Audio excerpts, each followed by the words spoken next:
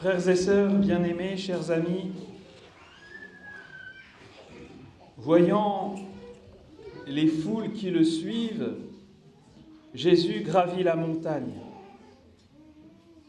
Il s'assoit et ses disciples s'approchent de lui. Alors, ouvrant la bouche, il les enseignait. C'est un tableau très riche et beau que nous offre ici saint Matthieu. Alors que des gens venus de la Galilée, de la Décapole, de Jérusalem, de la Judée, de la Transjordane, commencent à s'attacher à lui, parce qu'elles font l'expérience de sa puissance et de sa bonté. En effet, il guérissait les malades, il expulsait les démons, proclamant avec force la bonne nouvelle du royaume.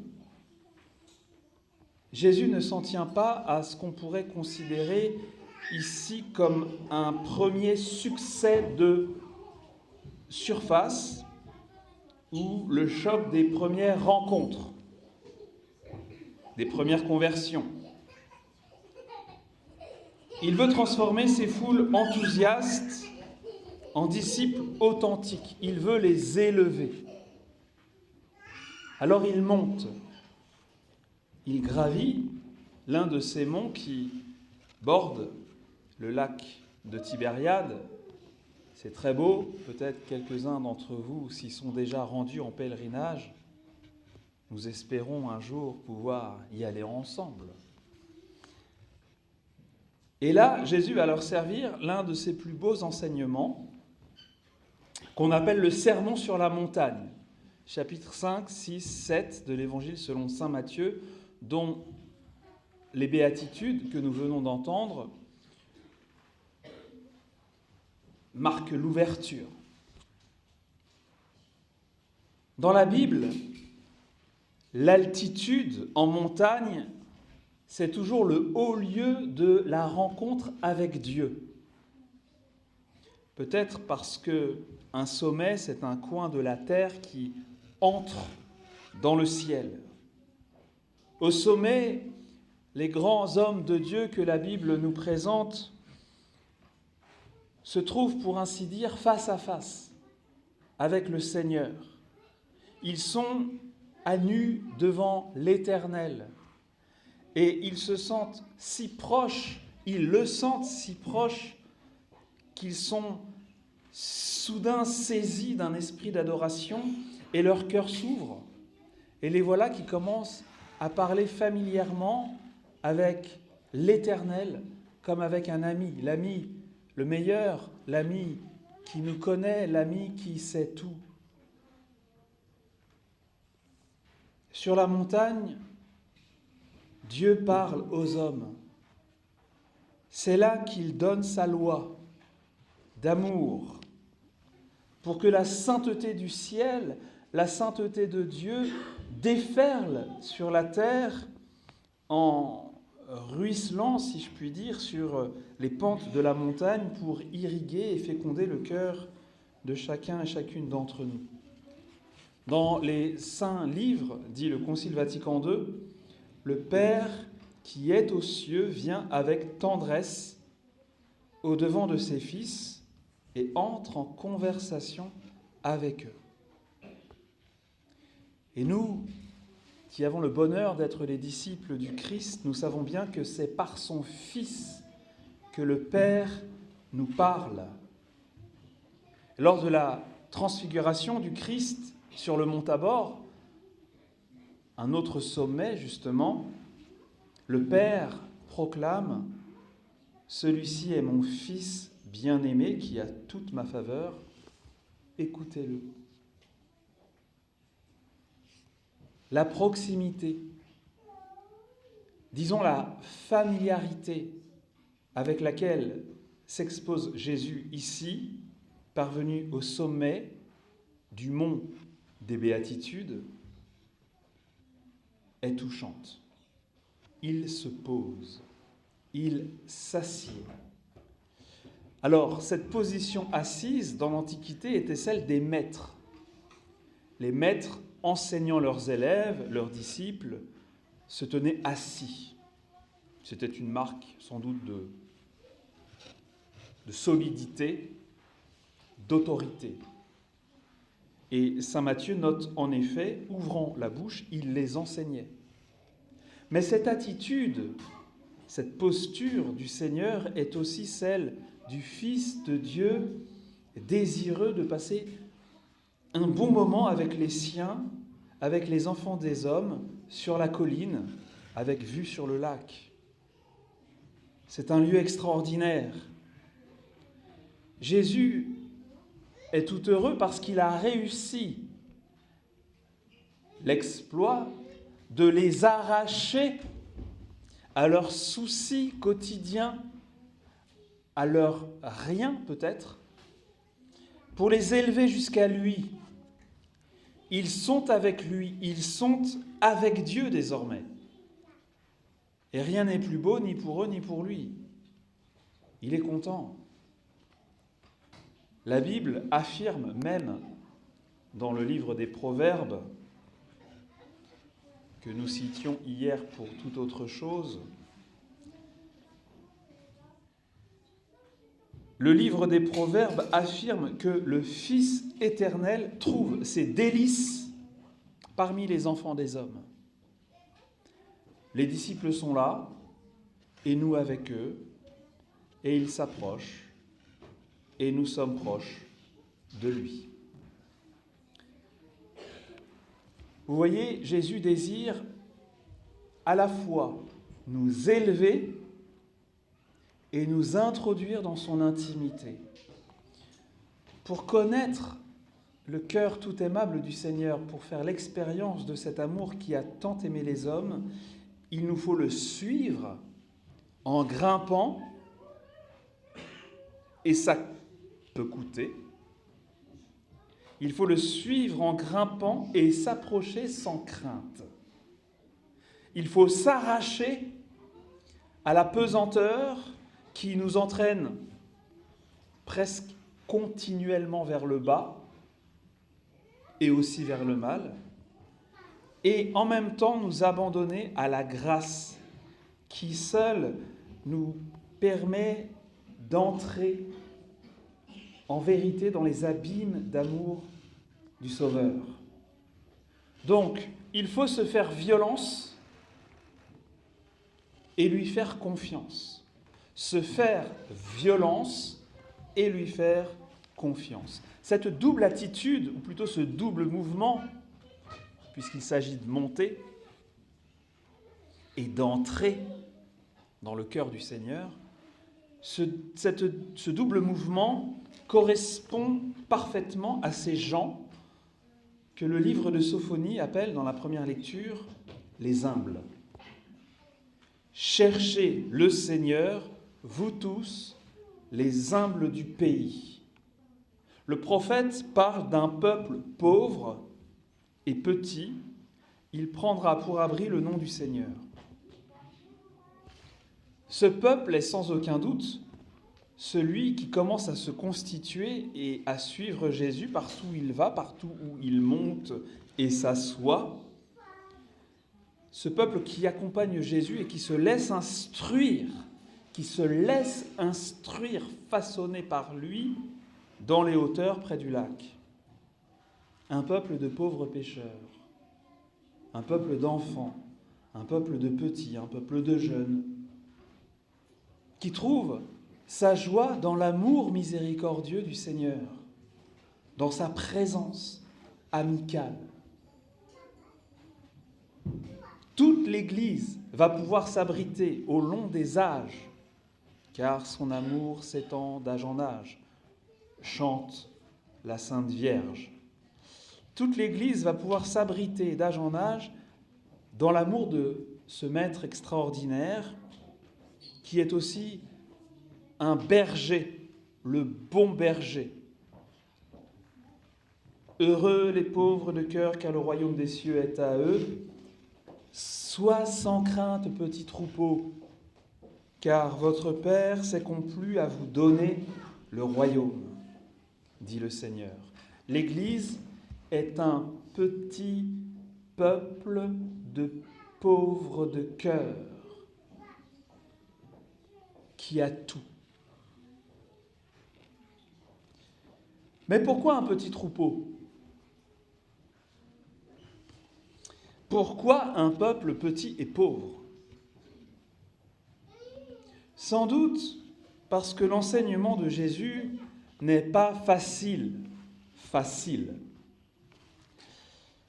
Autant son amour très tendre et doux attire, autant les efforts de conversion qu'il faut faire pèsent. Vous avez remarqué. Et la croix qu'il faut porter tôt ou tard. Et Jésus ne cache pas cet aspect de la vie chrétienne dans le discours des béatitudes, il parle même des persécutions. La croix qu'il faut porter tôt ou tard nous rebute. Dans sa célèbre parabole du semeur, Jésus enseigne en effet que les épreuves ou les persécutions souffertes à cause de lui, mais aussi les soucis du monde, la séduction de la richesse, les plaisirs, les autres convoitises, malmènent la parole semée en nous, qui demeure alors sans fruit,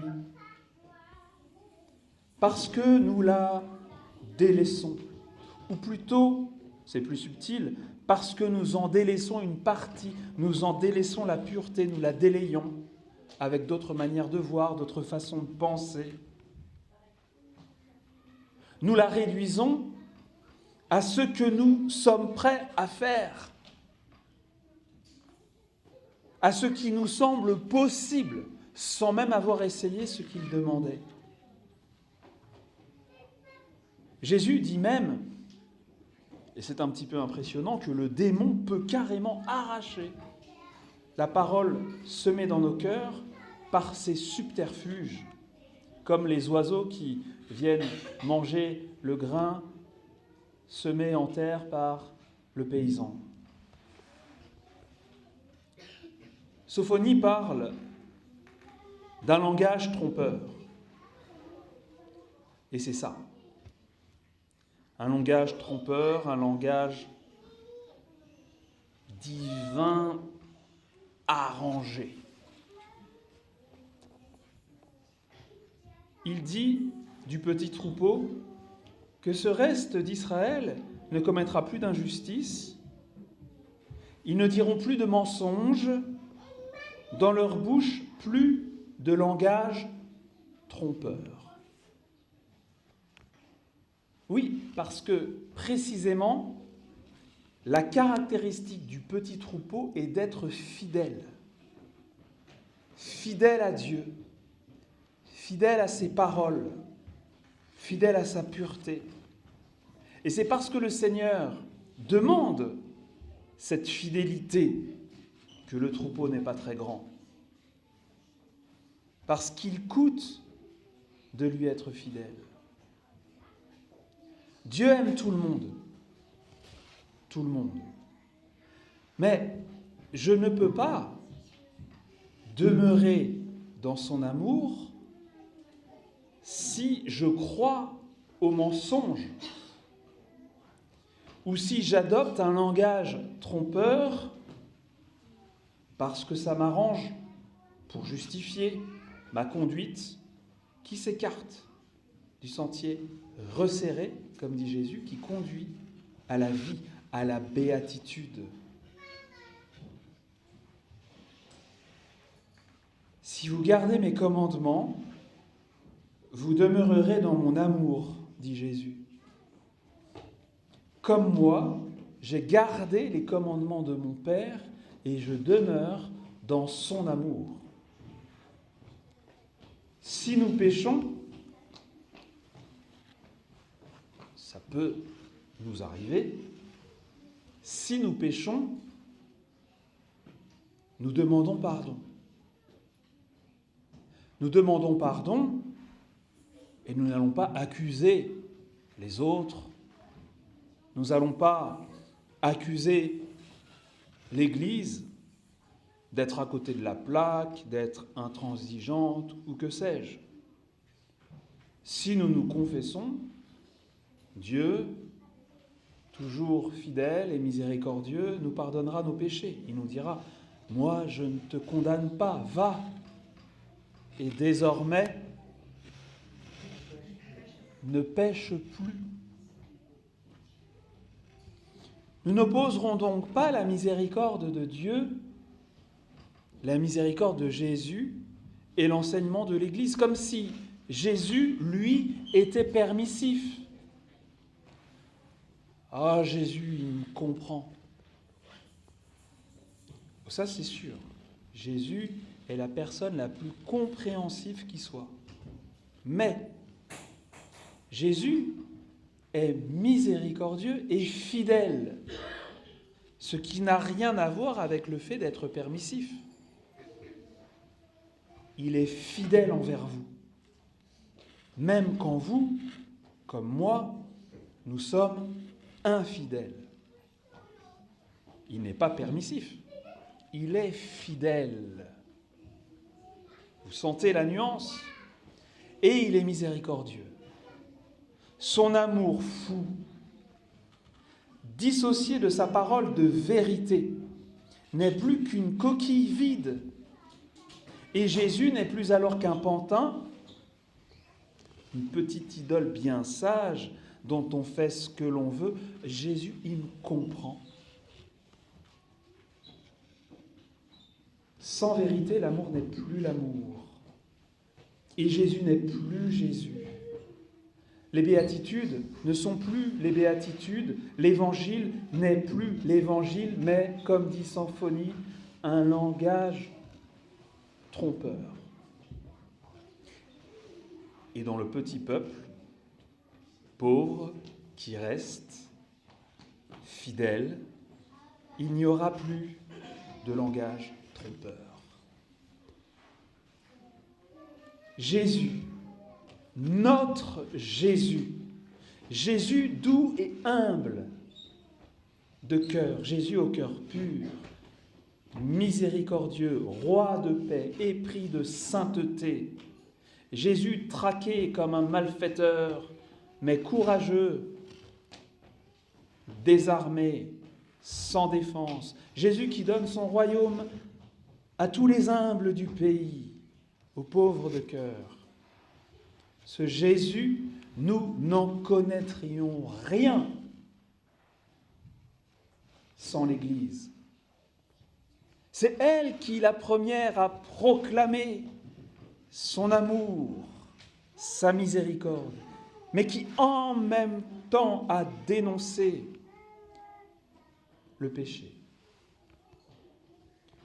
Nous avons donc besoin de cette humilité que le prophète Sophonie nous appelle à chercher la justice, chercher l'humilité. Nous en avons besoin